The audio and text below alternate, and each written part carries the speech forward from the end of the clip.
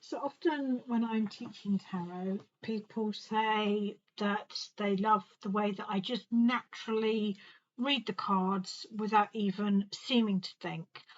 And people often ask how they can get into that same practice of just naturally reading the cards.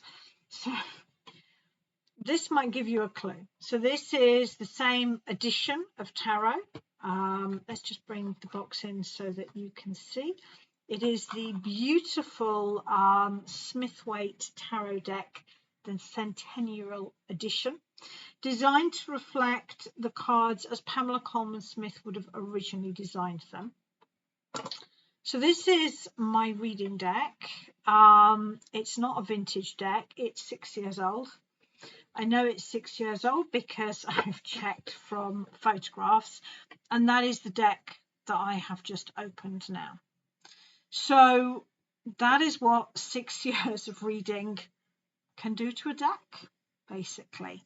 And I'm quite fascinated by how much bigger my deck is, how much, worn and loved and lived in the cards are. But this isn't just professional reading. I see my beautiful Rider-Waite deck, or the Smithwaite deck, as an old friend, as a much-loved book.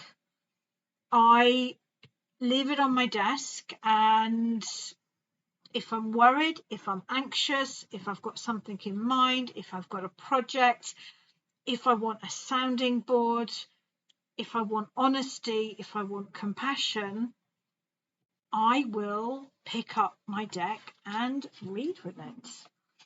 And the problem for reading us for ourselves is there's only so many predictive spreads that we can do. There's only so many times we can ask, does he love me? Will I get the promotion? Etc., etc. If I'm reading for myself, I am much more likely to think of something going on in my life. Let's have a think. I am trying to get on top of my workload at the moment, and I would then just ask the cards, how am I doing? Like I might a good friend, how am I doing? Okay, I'm trying to get on top of my work. How am I doing with that? How's that going? What do I need to know? And then I just pull 3 cards. These do not necessarily have a past, present, future. They don't necessarily have any order at all. They are just telling me what I need to know. Trust my intuition. Also, grabbing the baton, getting ahead of the game. That's what I'm doing at the moment. I'm working now for deadlines that don't come into place until next month. Because if I've always got a couple of weeks to spare on my deadlines, I will feel much happier. Trust my intuition, getting ahead of the deadline. Queen of Wands. Ooh, nearly said Queen of Cups. Doing the things that I love. It is true. I'm doing a lot of content creation at the moment. I am creating a tarot correspondence course. If you're curious, head to my website and have a look. I am loving it.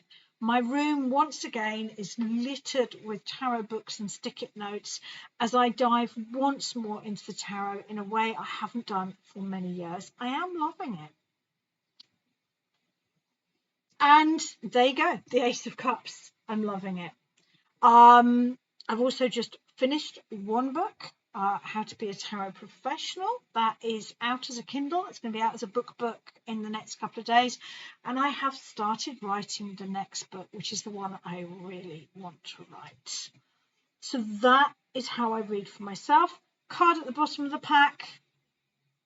I am starting to let go of old habits and create new habits. It's so simple. When I read the cards, I try and think of myself as a page. I try and think of myself, if I reach down here, I happen to have all the court cards separated and ready for teaching. When I read the cards, I think of myself as the Page of Wands.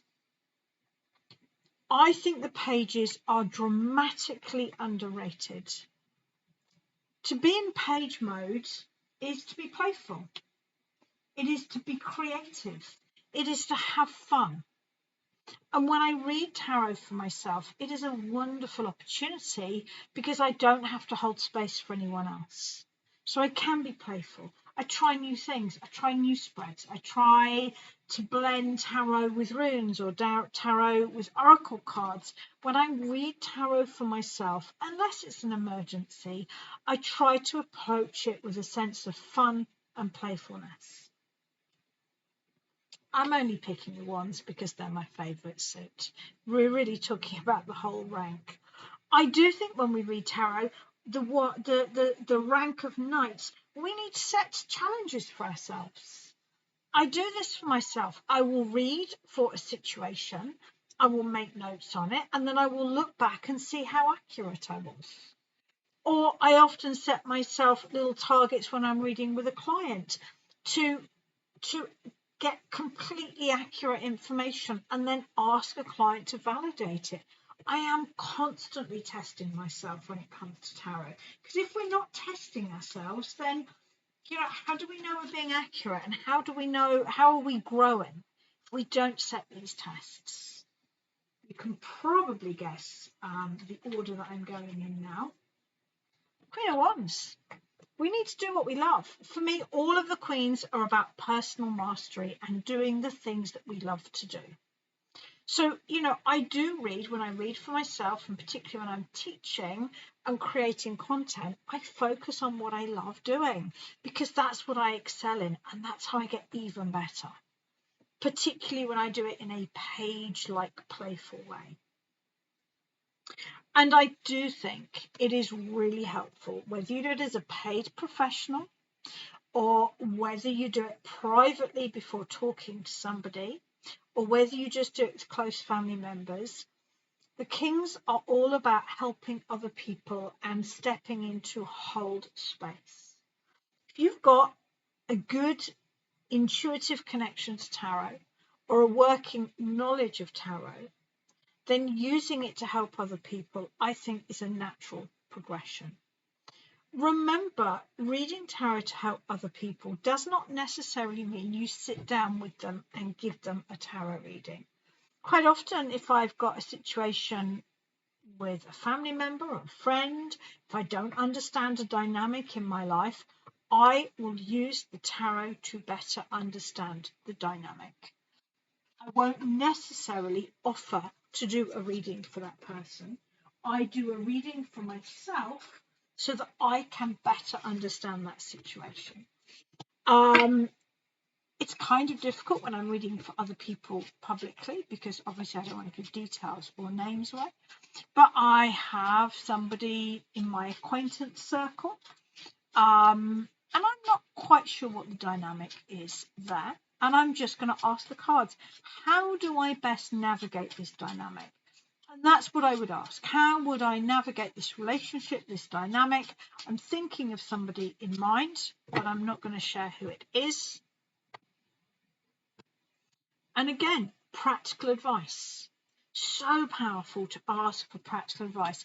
I need to trust this person. Trust does not come easily for me, so thanks for that, tarot. But I also need to take my time. As a very onesie kind of person, I can sort of jump in with both feet and sort of almost become too enmeshed in a friendship. So I can trust this person, but I perhaps need to take a little bit of time, allow this friendship to grow.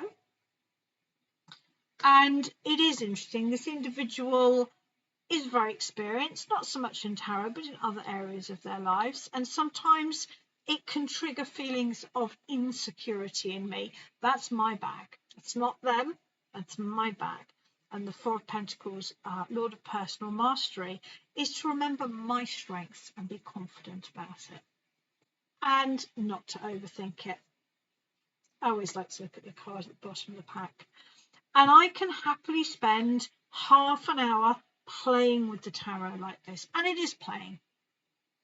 It is asking the tarot to reflect back different areas of my life. I find it incredibly satisfying. I'm always learning new things about the cards. and I find it deeply reflective and meditative. So give it a go if you want your deck to look as battered and as knackered as mine. Give it a go. And of course, shameless plugging, if you like the way that I work, if you're enjoying the videos, do pop along either to my website, to Amazon, or to another online bookseller and have a look at my book. And you know what? If you've bought my book, do leave me a review on Amazon. It makes a huge difference to the algorithms.